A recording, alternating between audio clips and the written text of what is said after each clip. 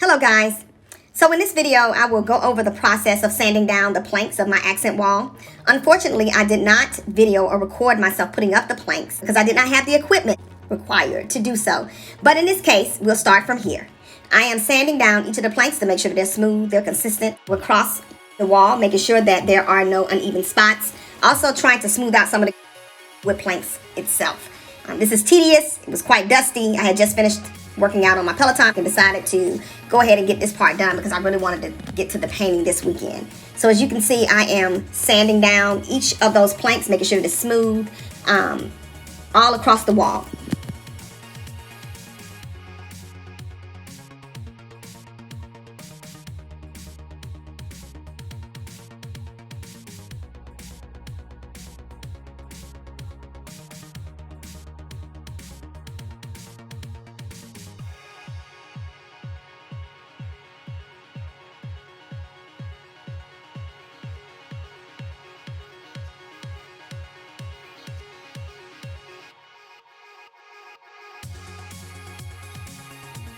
And as you can see, I've climbed up the ladder now because I need to get to the top portions of the wall, both sides. But it was really getting into the groove, making sure that I sand down each of the planks for it to be consistent across. I think it just looks way better finished, especially with the smoothing down the planks and making sure that they're even across the board. So still getting it in, getting a little jam in while I'm doing so, loving it.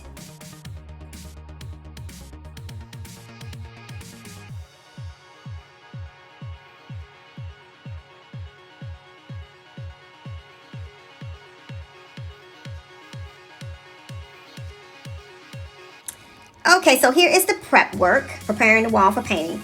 As you can see, I have already laid down the paper across. I am actually fixing up the plastic drop.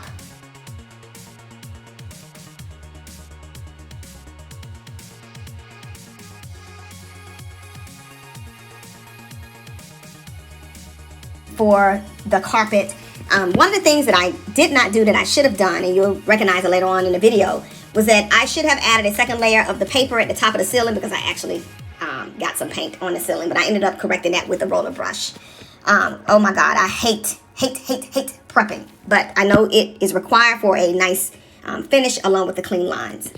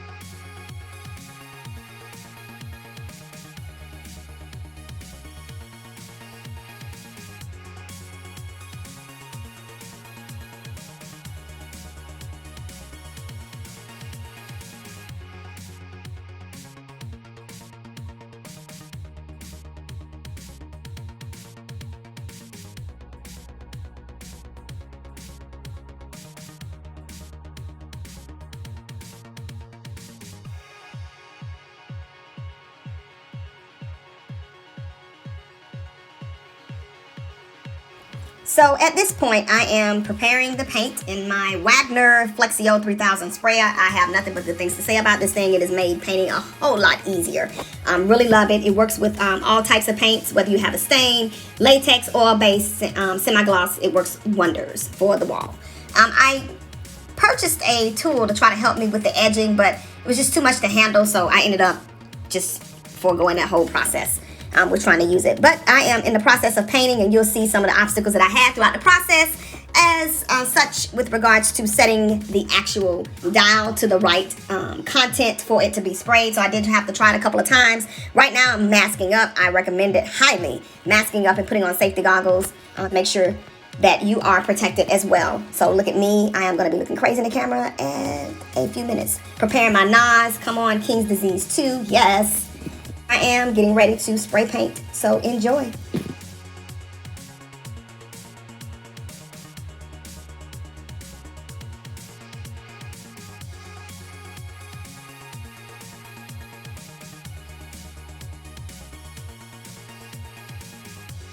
Mask on. Hello world. So at this point I did a test run. Yes, I would have normally started from the corner, at least from the bottom, and worked my way up, but I was really trying to make sure I had the correct amount of pressure for the sprayer to work, and so I decided to start in the middle just to get a little test run. And once I figured it out, I had this actually set on 7 for wall coverage. It worked wonders, and I was really able to get into the groove. I did have to stop a few times to add paint, of course, because I believe that the container is only a quart.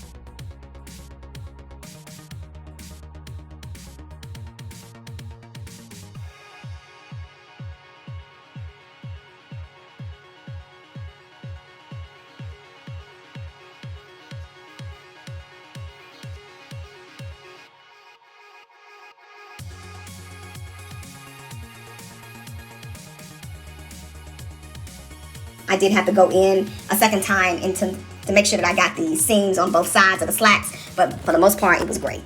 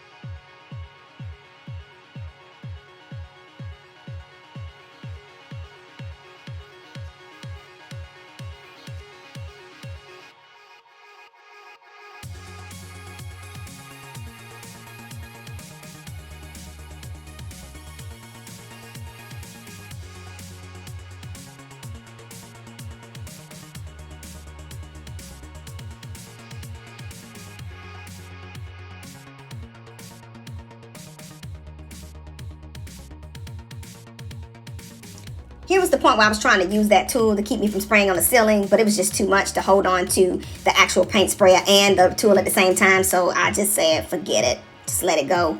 Keep it moving. Here's where I tried a few times and then, fuck it.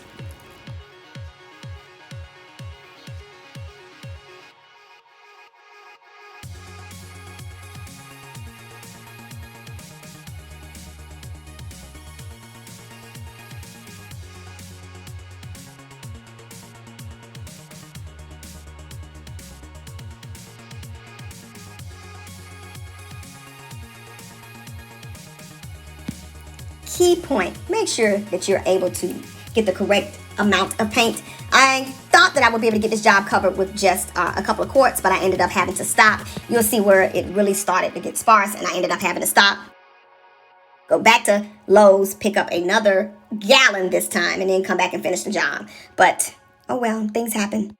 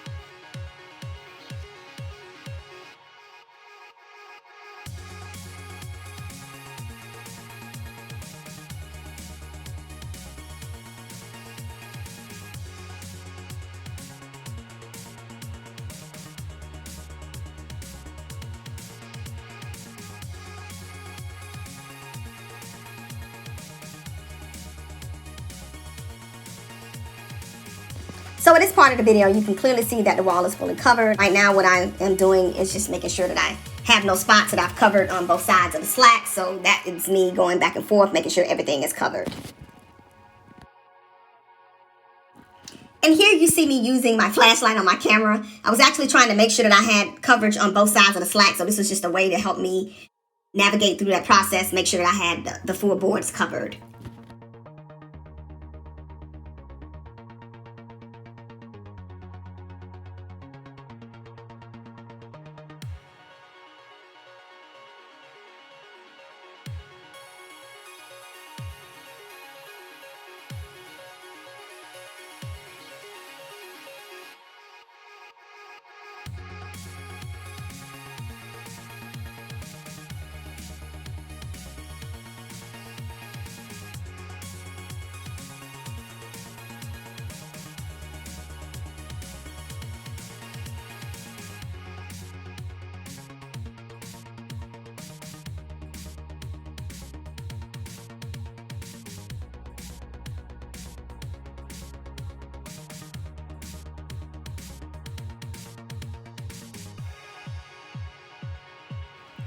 So at this point, I was done. I looked at it. I liked it initially. And then I decided to do something else.